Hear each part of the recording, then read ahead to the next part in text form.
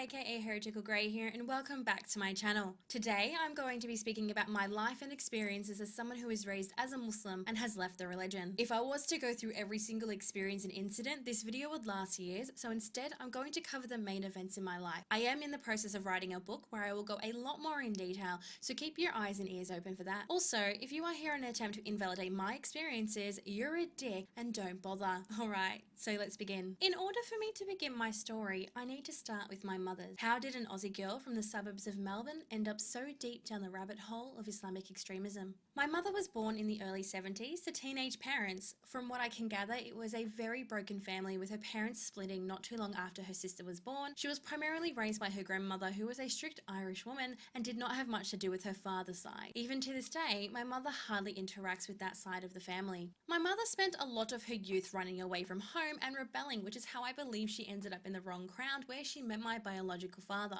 She was only 19 when she had me to my 28-year-old father, and they were heavily involved in bikie gangs, or, well, that's what I've been told my entire life. He was allegedly a violent man, and she left him when we were toddlers, living all across Australia in various women's refuges. Not long after we were living on the Gold Coast, my mother became involved with the church, particularly born-again Christians. This was not my mother's first time being exposed to religion. Her father's side are Jewish, whilst her mother's side are Catholic. And I remember we would be at the church quite often, sometimes multiple times a week. We were living a nice life. My mother had full-time employment, my brother and I were attending a local kindergarten, and we were finally safe. One day, my mother bundled us into the car and drove us to this beautiful building in the suburb of Labrador. It was huge, with vaulted ceilings and plush green carpets, and I remember lying on that carpet, staring in fascination at the sparkling chandeliers, whilst my mother spoke with this bearded man in a white dress. We were there for a few hours, and when we finally left, my mother was wearing a scarf on her head. It wasn't until I was a little older that I discovered how we actually had ended up there. My mother had been out on the town and met a few Muslim men. They'd begun to have a conversation about religion, and they'd asked my mother to explain Trinity, and she couldn't. She then went to her church and asked them to explain Trinity to her, but she wasn't satisfied with their answers. So she decided to go to the church of the people who had explained Trinity to her, a mosque. Satisfied with the answers to the questions she'd asked, she converted to Islam. We began to associate with the South Asian community, and we were given an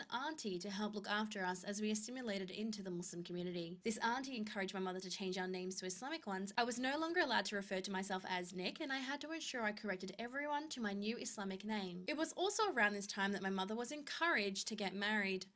We would attend local Islamic barbecues and halakas, and it was at one of these that my mother met my stepfather. My stepfather was living in Brisbane at the time and had come down to the GC to attend this event. At the time, he was a uni student and was also a mu'adhin, and it was hearing him say the adhan which piqued my mother's interest. They didn't talk at all, and we left the event. My stepfather would often continue this story, with not long after my mother having left the event, someone came up to him and asked if he'd be interested in marrying a convert with 2 kids. He said he'd be interested in meeting her. My parents met 3 times at an Indonesian friend's house, and my mother says that she was shocked when he proposed to her wali, because she thought he'd been there to marry the Indonesian friend's daughter. They were quickly married, and it was a rather large event. People from all over came to the wedding, even my mother's own family. My mother wore a gorgeous white silwa khamis, and I was in a blue one, and my brother was in green. My stepfather wore a white thawb with a green turban. It was really a beautiful wedding. Not long afterwards, we moved up to Brisbane to begin our new lives. Firstly, I would like to say that my stepfather is a good man, despite his views being skewed by being a strictly practicing Muslim. He accepted my brother and I as his own children. I would proudly introduce us as such, even after his own children with my mother came along. My relationship with him was a lot better than with my mother. He was a man of logic and reason when it came to things not relating to Islam. He'd studied electrical engineering, pure mathematics, chemistry and physics at university prior to him becoming a school teacher. And he was the one that taught me to reason and question everything. However, unlike him, I questioned faith. My brother and I were quickly thrown into madrasas, learning the Quran and attending things such as Quran competitions. I used to tag along with my father when he would visit people in the Muslim community, and I saw him to grow to become a well-respected scholar. My mother, noticing a lack of support for converts to Islam, created a support network for converts to Islam, which is still operating over 20 years later.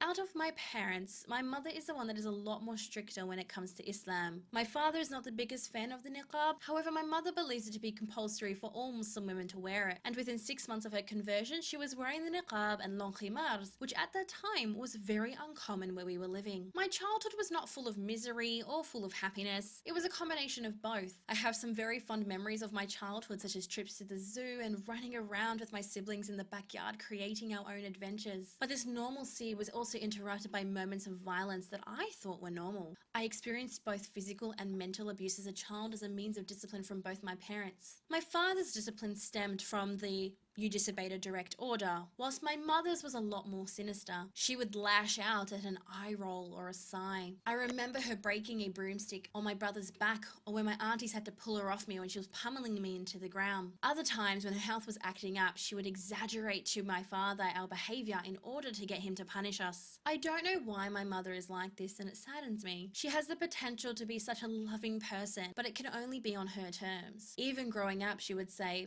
"I love you for the sake of Allah, and أحبك في الله," but she would also be quick to take that love back. I don't hate my mother. I pity her. She has missed out on so many moments in my life simply because the only condition for her and I to have a relationship is I stop talking about Islam and ex-Muslims. My only condition for her is that she accepts me for who I am and what I do. I am doing just what she did all those years ago when she created a support network for Muslim converts. She gave them a voice in a community where their voices are often silenced, and I do this for ex-Muslims. I give a voice to the silenced ones.